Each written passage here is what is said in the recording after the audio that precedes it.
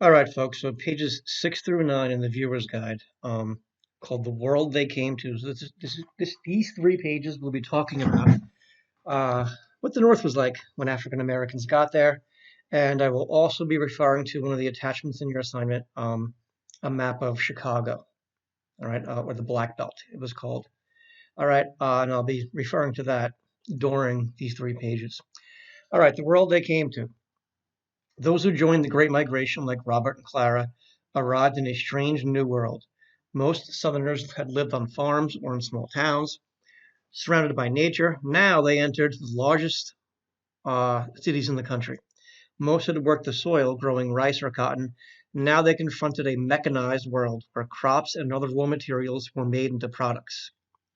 The harsh northern winters symbolized the difficulties for many migrants. Yet many migrants also found new jobs, greater freedom, and the excitement of city life.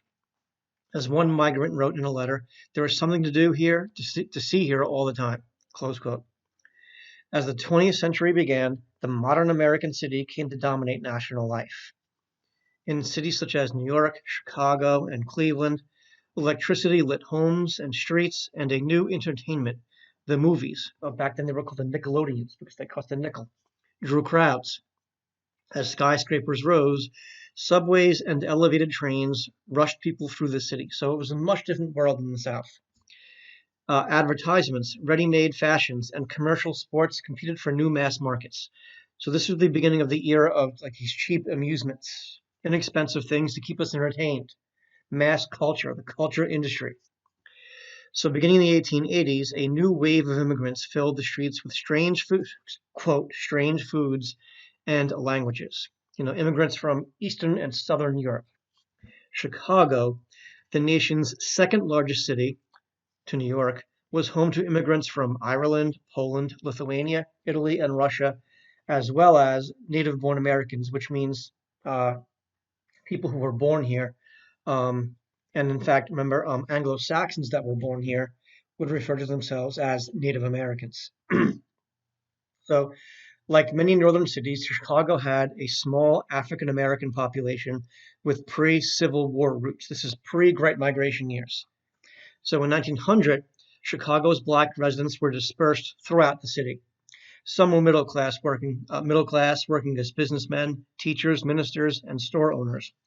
Between 1910 and 1920, as the Great Migration swept north, Chicago's African American population grew from just over 40,000 to nearly 110,000. So, to be sure, prior to the Great Migration, there were 500,000 African Americans in all the northern states combined. So, relative to the South, which had 4.5 million African Americans, um, white Americans up north, in their own minds, they never had to really deal with a racial issue, so to speak. But now that thousands and then millions of African Americans were beginning to move north, now in their mind, it was an issue to be dealt with. And I will say that their reaction was not good. So between 1910 and 1920 and 1930, African American population more than doubled again. Some members of the established African American community welcomed the new migrants from the South. Others saw the new arrivals as threats to their own hard-won rights and respectability. All right, moving on to the next page. This is page 7. So many Southern-born African Americans were impressed that Chicago did not practice the legal segregation common in the South. So there was no um, codified segregation laws. There were no codified segregation laws. Um, Laws that would legally require the separation of the races. Having said that, as you will learn later in the year, there were many, many real estate practices by realtors, by white residents, by the 1930s, by the U.S. government that kept African Americans in so-called African American neighborhoods.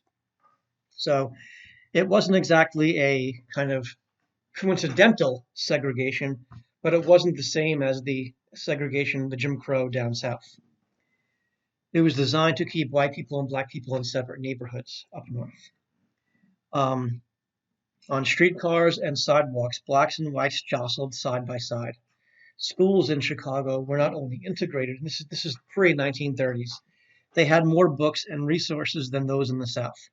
Perhaps most importantly, new arrivals found work in Chicago's meatpacking houses and steel mills. Now, to be sure, African American workers in Chicago, for example, did make less money because they were African Americans. Um, it was maybe $5 a week, all right, as opposed to sharecropping down south would get them $5 a month, the equivalent of. So again, they got less money than their white counterparts from the same exact job in the factory, more money than they were getting down south. All right. So again, that would draw resentment from the white workers that saw African American workers as dragging down their wages. And owners were all too happy to drive that wedge in between the black worker and the white worker, to the point where white workers wouldn't want black workers in their unions. Um, wages for industrial jobs were high, especially compared to those of the agricultural South. The work was demanding, but allowed many migrants to live differently than they ever had before. Life in northern cities was not without problems. The influx of African Americans unsettled, to say the least, many whites. Racism was widespread in the North, though it was rarely enshrined in the law. African Americans faced limited choices in housing. So the note you should take down is that if you want to say there was a Northern Jim Crow, it was most evident in the housing, in where they were, the choices they had to live, where to live. So African Americans faced limited choices in housing, and many were forced into deteriorating tenements. And I now am going to leave the viewer's guide. I'm going to get back to that paragraph on page 7 in a moment. And I'm going to talk about the Black Belt, the map of the Black Belt, Chicago, which you guys have attached to the assignment. So if you look at the map here, this is Chicago, believe it or not. All right, in the late 1800s, early 1900s. All right. So just to give you an idea of what's lying around here, you have Hyde Park on the southeast. You have the stockyards over here on the west, bisected by the railroads coming down the middle. Okay? And the stockyards is where our meat was packed. Very famous Chicago meat packing factories, where they would kill our pigs and our cows and our chickens for us, and then send it around the country for us to eat. All right? It was a horrid, horrid place. Many famous authors wrote about it as being this hellish place on earth. Most famous possibly being Davy Crockett and Charles Dickens. All right? Rivers and rivers of blood they wrote about. Nevertheless, the stockyards was where these factories were located, and these neighborhoods around here, Packingtown, Canaryville, Hamburg, which you can guess were the Germans, and Bridgeport were surrounding the stockyards. And these were the workers for the stockyards, the white, or what back then they would call maybe ethnic white workers. All right. By this point, German and Irish were considered white, but maybe Polish and Lithuanian were not yet considered white. Okay, so you can see that down here in Packingtown were the largely Polish and Lithuanians. Over here were the largely even German and Irish in Bridgeport and Canaryville and Hamburg. Okay, and they would simply walk to the stockyards to work. All right, now if you cross the tracks, the railroad tracks, which is where that phrase came from, being born on the wrong side of the tracks, you would find the Black Belt. All right, and that is where African Americans were relegated to, the Black Belt. That was their neighborhood. Up north, you see what's called the Loop, and right next to it, Grant Park. That's the equivalent of, in Manhattan, say, Midtown Manhattan and Central Park. So the Loop was the largely industrial, commercial center. It's where you would work. So white people in Chicago, and to a lesser extent, black people would work in the Loop. All right, they would hang out in Grant Park if they wanted some nature, so to speak, and the white people would live in Hyde Park. Okay, and the black people would live in Black Belt, and for the most part, they would work in the Black Belt. If they wanted a better paying job, some of them would be able to work in the Loop. All right. But to give you an example of the wedge that owners would draw, would force between the white and the black workers. So let's say the Polish and Lithuanian and Irish workers working in the stockyards were thinking about going on strike and maybe did go on strike. Let's say they went on strike, right? Um, Now, let's say Charles Ormer, who was a very well-known owner of one of the Packingtown factories. All right. All of a sudden, he has a bunch of these white workers that are refusing to work. So the question then becomes, who is he going to get to take their place and to become what the workers would call scabs, a replacement worker, right? Um, so Charles Ormer would then call maybe the Urban League over in the Black Belt and would help recruit, the Urban League would help recruit African American workers to work over in the stockyards. All right. But one thing you've got to realize is to get from the Black Belt to the stockyards, African American workers have to walk through Canaryville and or Hamburg and or Bridgeport to get there. All right. And that would lead to conflict between the striking so-called white workers and the African American replacement workers. All right. Um, and again, if the white workers were not yet on strike and they were thinking of going on strike, um, Charles Ormer would say, "Okay, you want to go on strike? I'll just hire some replacement workers, real easy from the Black Belt, and I'll even pay them less." Now, Charles Ormer didn't hire them in the first place because he was racist himself. All right, and because this was a trend among the white workers and the owner, African American workers became kind of branded as or framed as these, this replacement race of workers, all right, these scab workers. So again, this racial wedge was forced in between white workers and black workers. Okay, so again, you need to remember that African Americans, for the most part, lived in the Black Belt, and white folks, for the most part, lived in Hyde Park. The Loop was their commercial center, was their Main Street, was their Midtown Manhattan, so to speak, and the stockyards were the factories, most of the meatpacking factories. Okay?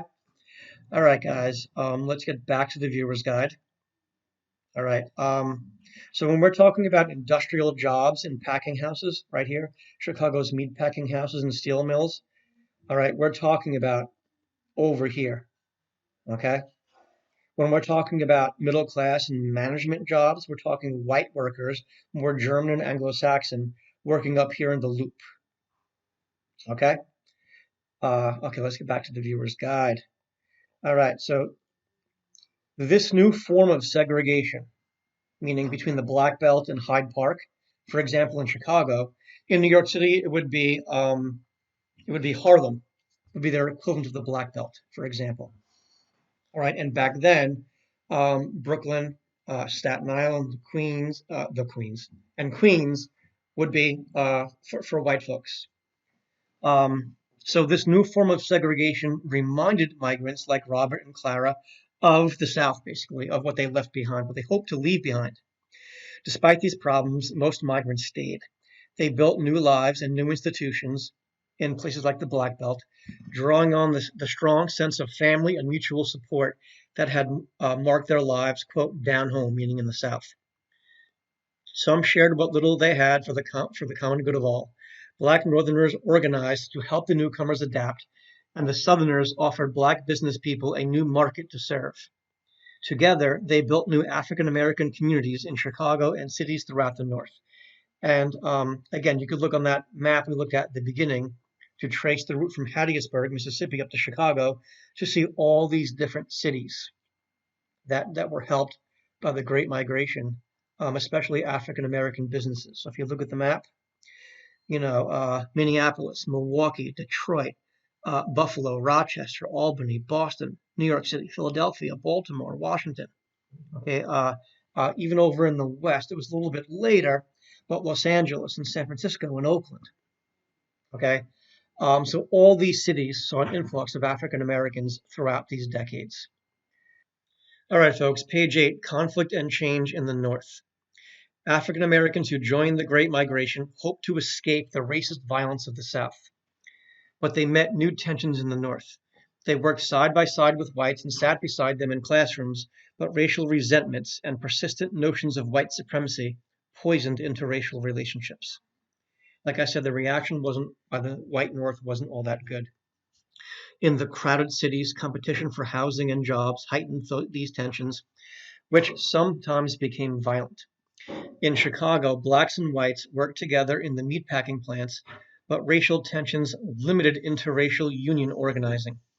As I said, managers often pitted black and white workers against one another. Black workers knew that unions often ignored their needs except during strikes, when bosses would try to hire them as scabs or replacement workers. Nevertheless, many African American workers hoped that unity with white laborers could help them make economic gains. But then, in early 1919, well, actually not but then yet. In early 1919, an organizing drive in the meatpacking plants actually brought in 6,000 African American workers. Here's the thing: union organizers knew that if white workers and black workers worked together, they'd be more powerful or have more power against the owners and have more control over their workplace conditions, such as wages and so on. All right. So that's why they recruited these thousands of African American workers, strengthening the union's ability to fight for higher wages and better working conditions. Here's the but then. However, 1919 was also marked by nationwide racial violence. As in the video, as World War I ended, white gangs went on violent rampages from Washington, D.C. to Omaha, Nebraska, and other cities where the African American presence had grown. Moving on to page 9. In July 1919, Chicago suffered a terrible riot. An African American teenager swimming in Lake Michigan floated into a white area and drowned after being stoned by a white crowd. As you see in the video, violence spread rapidly. Black Chicagoans, including World War I veterans, fought back. By the riot's end, 23 people were killed and more than 500 injured. Afterwards, racial tension spread, and unfortunately, black membership in Chicago unions declined. All right, so like I mentioned earlier, for every black advancement, every advancement of African Americans, there was a white backlash, and I discussed how the white South was a white backlash to African Americans trying to better their lives by moving north. Now we have another white backlash to the same thing up in the north. Okay, perhaps the one that's become most famous in the last few months has been the riot, the white rage riot that took place in Tulsa, Oklahoma, in 1920. All right, where they just burnt down an entire neighborhood of African Americans who had achieved some semblance of prosperity. All right, known as the Black Wall Street. All right, which is another example of white backlash against African American success. So moving on, in the 1920s, continuing white hostility gave new life to the Ku Klux Klan. Previously confined to the South, the first Klan was all South. The Klan now was national, moved north, and added Catholics and Jews to their list of enemies. They were Protestants. A major film you may remember from last year, Birth of a Nation, which ironically pioneered many modern filmmaking techniques, glorified the Klan's role during Reconstruction, encouraging its growth. Remember, depicted them as saving the southern states from African Americans. The NAACP protested the film and did succeed in having it banned in Chicago, but the film drew record crowds elsewhere. Migrants also faced tensions within the African American community. Not like they did with the white community, but nevertheless, conflicts between migrants and native black Chicagoans reflected their different economic interests. Longtime African American residents sometimes looked down on the newcomers as crude country people who gave all African Americans a bad name.